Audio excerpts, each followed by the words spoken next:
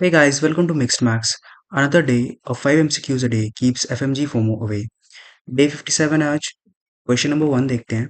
Which antibody is found in mucosal areas as well as secretions like saliva, tears और breast milk. ठीक है.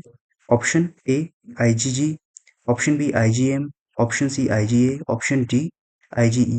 तो pause करके video को करिएगा. इसका आंसर होगा IgA. ठीक है. IgA is the main antibody found in mucosal areas such as the respiratory tract, gastrointestinal and urogenital tract. जो IgG है most abundant in blood extracellular fluid and it crosses the placenta. ये याद रखना IgG crosses the placenta. IgM first antibody produced in response to infection and IgE allergic reactions defense against parasites. ठीक है. तो अपने जो question का answer होगा IgA. ठीक है. mucosal areas as well as secretions. Question number 2 देखते हैं. Which typical antipsychotic has least risk of extrapyramidal symptoms? ठीक है. Option A thioridazine, option B benzperidone, option C chlorpromazine, option D zuclopenthixol. ठीक है. Pharmacology question है. सबसे पहले हम जानेंगे एक्स्ट्रा पिरामिडल सिम्टम्स के बारे में.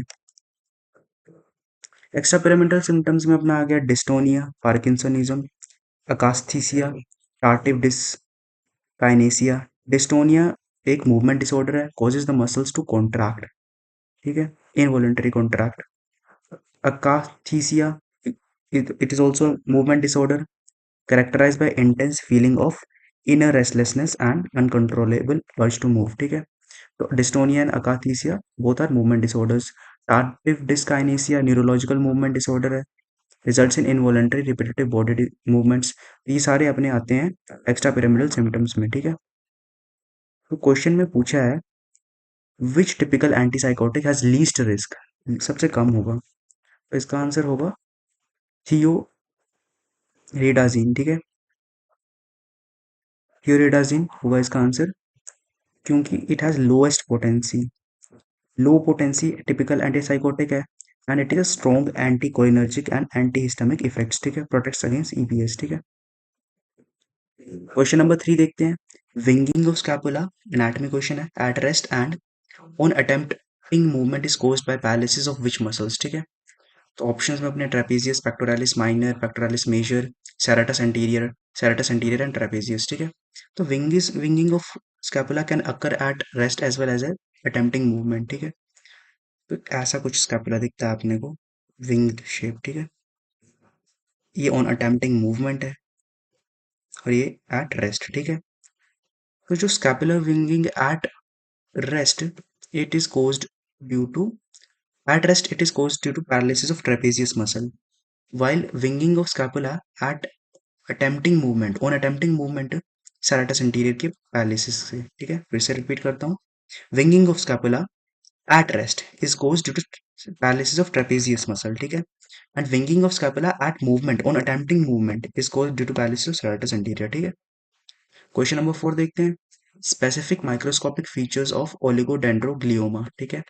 पैथोलॉजी क्वेश्चन है.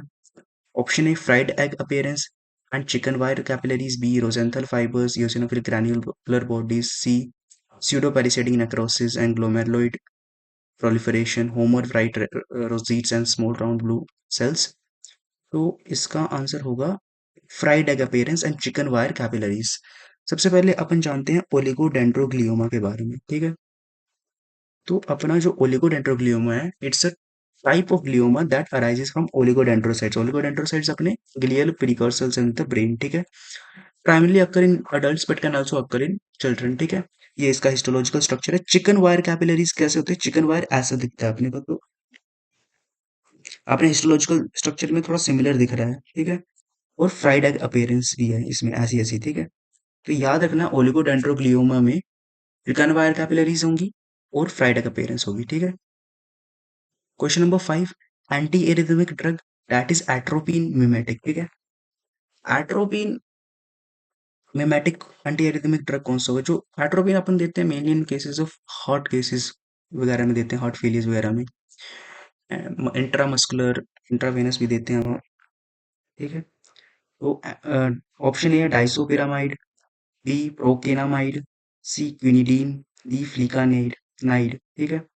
तो इसका आंसर होगा anti arrhythmic drug which is its disopyramide, ठीक है। जो डाइसोपिरामाइड है class 1A anti arrhythmic drug, ठीक है, that has strong anticholinergic atropine like properties, ठीक है। एट्रोपिन की प्रॉपर्टीज क्या क्या होती हैं, जैसे dry mouth, blood vision, tachycardia, constipation, urine retention, ठीक है। तो मोस्टली आपको याद ही रखना पड़ेगा, ये जो एंटी एरिथमिक ड्रग है which is atropine mimetic is डाइसोपिरामाइड, ठीक है। अपने 5 MCQs कंप्लीट हुए। Thank you.